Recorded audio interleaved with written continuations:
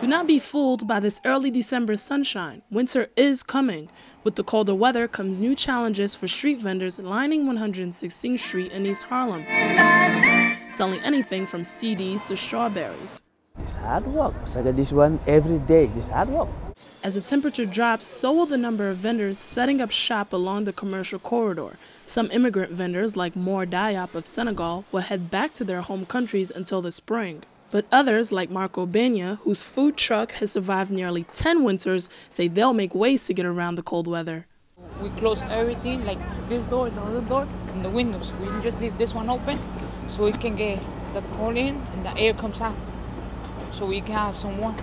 Now, the colder months also put a freeze on business. Vendors on 116th Street here say they get much fewer customers visiting their stands in the winter compared to the summer. That adds more stress to an already tight economic climate. There used to be times we could make like easy $2 to $2.50 a day. Now, if a good day you'll make that, but average day you'll make it about $70, $75. That's $75 on top of Ronald Bailey's salary as a supervisor for the New York City Parks Department.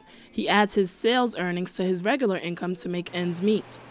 This is typical of many street vendors, says Matthew Shapiro of the Street Vendor Project, an organization serving the nearly 10,000 vendors all over the city.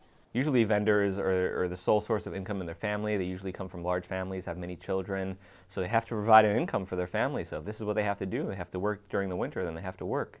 That could mean also working through the snow. Vendors say if we get too much of it this winter, don't expect to see them outside. That may be good news for some local businesses on the corridor who often compete with street vendors. The vendors say competition is part of the game.